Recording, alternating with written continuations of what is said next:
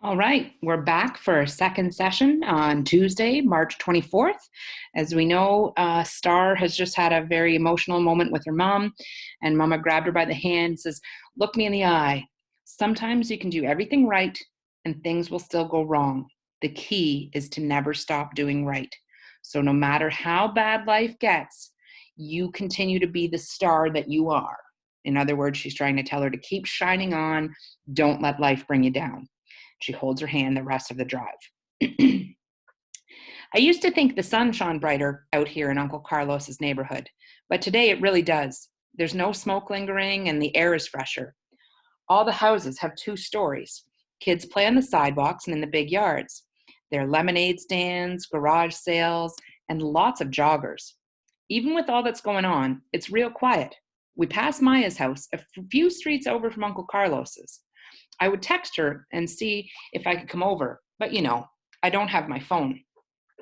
You can't visit, oh, sorry. You can't visit your little friend today, Mama says, reading my mind once a freaking again. You're grounded. Moms and their ability to read students or parents or, pardon me, children's minds. My mouth flies wide open. But she can come over to Carlos's and see you. She glances at me out of the corner of her eye with a half smile. This is supposed to be the moment I hug her and thank her and tell her she's the best. Not happening, I say. I just say, cool, whatever, and sit back. She busts out laughing. You are so stubborn. No, I'm not. Yes, you are, she says, just like your father. Soon as we pull into Uncle Carlos's driveway, Sakani jumps out. Our cousin Daniel waves at him from down the sidewalk with some other boys, and they're all on their bikes. Later, Mama, Sakani says. He runs past Uncle Carlos, who's coming out of the garage, and grabs his bike. Sakani got it for Christmas, but he keeps it at Uncle Carlos's house because Mama's not about to let him ride around Garden Heights. He pedals down the driveway. Mama hops out and calls after him. Don't go too far. I get out and Uncle Carlos meets me with a perfect Uncle Carlos hug. Not too tight, but so firm that it tells me how much he loves me in a few seconds. She feels safe. He kisses the top of my head twice and asks, how you doing, baby girl? Okay, I sniff. Smoke's in the air. The good kind, though. You barbecuing? Just heated the grill up. Gonna throw some burgers and chicken on for lunch. I hope we don't end up with food poisoning, Mama teases. Look who's trying to be a comedian, he says. You'll be eating your words and everything I cook, baby sis, because I'm about to throw down. Food Network doesn't have a thing on me. He pops his collar. Lord, he's so corny sometimes. Aunt Pam tends to grill on the patio. My little cousin, Ava, sucks her thumb and hugs Aunt Pam's leg. The second he sees me, she comes running. Star, star! Her ponytails fly as she runs, and she launches herself into my arms. I swing her around, getting a whole lot of giggles out of her. How's my favorite 3-year-old in the whole wide world doing? Good. She sticks her wrinkly, wet thumb back in her mouth. Hey, Auntie Lily.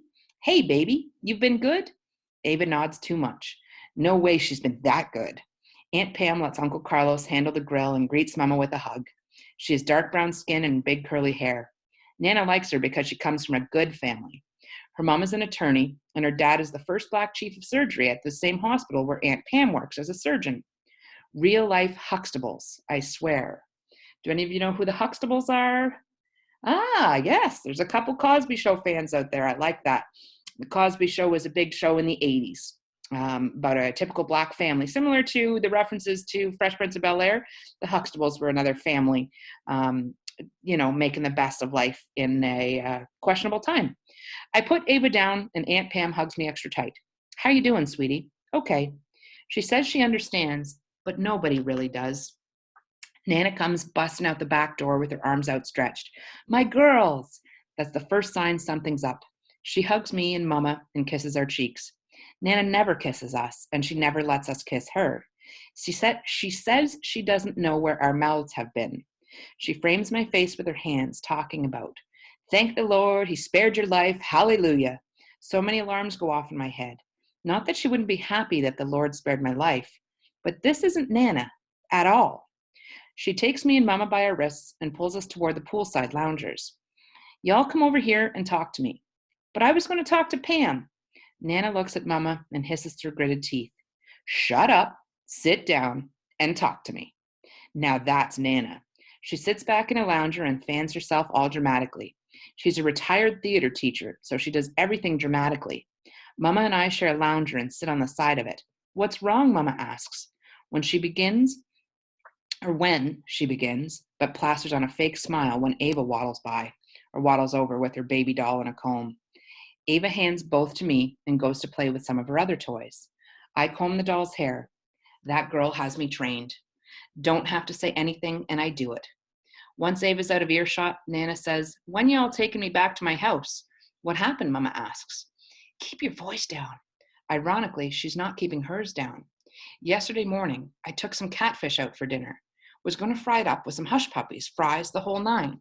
I left to run some errands." "What kind of errands?" I asked. Nana cuts me the look, and it's like seeing Mama in 30 years with a few wrinkles and gray hairs she missed when coloring her hair. She'd whoop my behind for saying that. "I'm grown, little girl," she says. "Don't ask me what I do." Anyway, I come home, and that heifer done covered my catfish in some darn cornflakes and baked it. "Cornflakes," I say, parting the doll's hair. "Yes, talking about it's healthier that way. If I want healthy, I eat a salad." Mama covers her mouth, and the edges of her lips are turned up. "I thought you and Pam got along." "We did, until she messed with my food. Now I've dealt with a lot of things since I've been here, but that," she holds up a finger, "that's taking it too far. I'd rather live with you and that ex-con than deal with this." Mama stands and kisses Nana's forehead. "You'll be all right." Nana waves her off. When Mama leaves, she looks at me. "You okay, little girl? Carlos told me you were in the car with that boy when he was killed." "Yes, ma'am, I'm okay." "Good, and if you're not, you will be. We're strong like that." I nod, but I don't believe it. At least not about myself. The doorbell rings up front.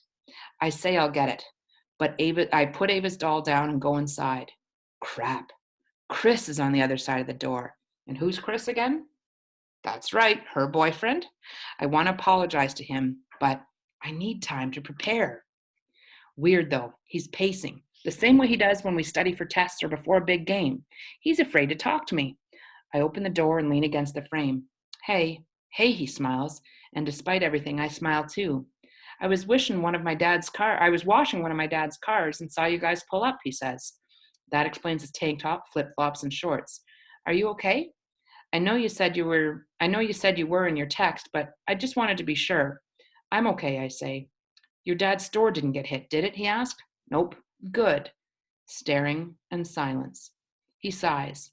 "Look, if this is about the condom stuff, I'll never buy one ever again." "Never?" "Well, only when you want me to," he quickly adds, "which doesn't have to be anytime soon. Matter of fact, you don't have to ever sleep with me or kiss me. If you don't want to touch me or me touch you, Chris, I say. My hands up to get him to slow down, and I'm fighting a laugh. "It's okay. I know what you mean." "Okay, okay." Another round of staring and silence. "I'm sorry, actually," I tell him, shifting my weight from foot to foot, "for giving you the silent treatment. It wasn't about the condom." "Oh," his eyebrows meet. "Then what was it about?" I sigh. I don't feel like talking about it. "So you can be mad at me, but you can't even tell me why? It has nothing to do with you." "Yeah, it does, if you're giving me the silent treatment," he says. "You wouldn't understand." "Maybe you should let me determine that myself," he says. "Here I am calling you, texting you, everything, and you can't tell me why you're ignoring me?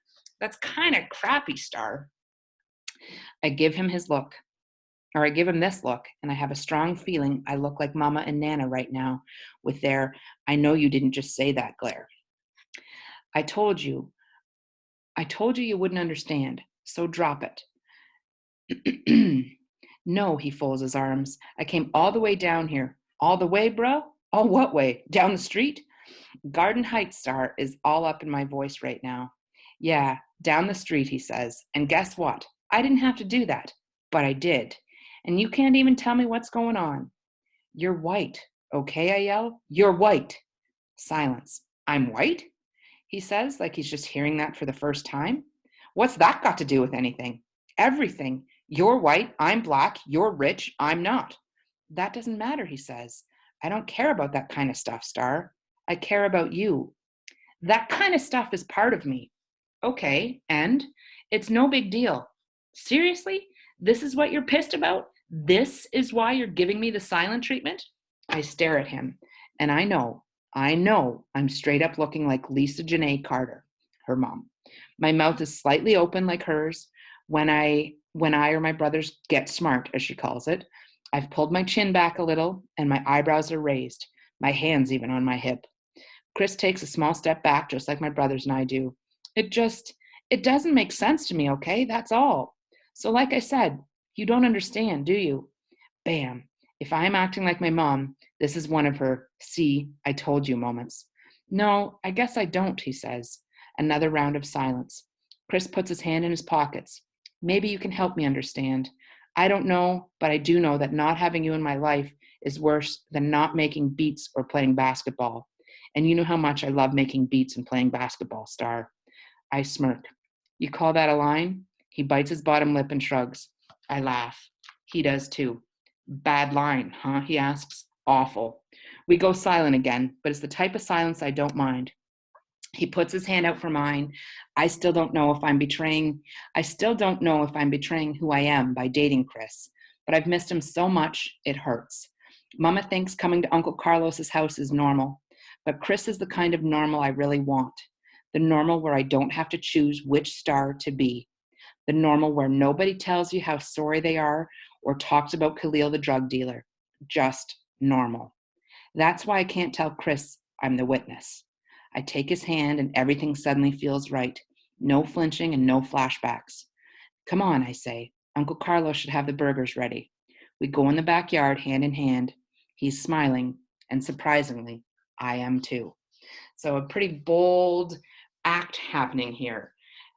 Star is about to bring her white boyfriend into her uncle's backyard, and they haven't had an opportunity to meet at this point. Um, this scene is a particularly nice reflection of the relationship Star and Chris have as well. You can tell that they truly do care for each other. It's not just puppy love, if you will. They are looking out for each other's well-being.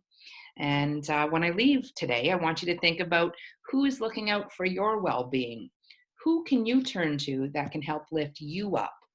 Who is there to remind you to never stop doing the right thing? We'll be back tomorrow with 2 more. Don't forget to check your hero mail. There's quite a few extra links sent that I sent out yesterday. Sorry, I'm mumbling my words right now, but I did send some links with some video clips to The Hate U Give. There was some extra information on Emmett Till, another video on code switching. So if you're looking for some more reaction to The Hate U Give, make sure to check out those links and tune in again tomorrow for our next Dear session. Thanks for joining us.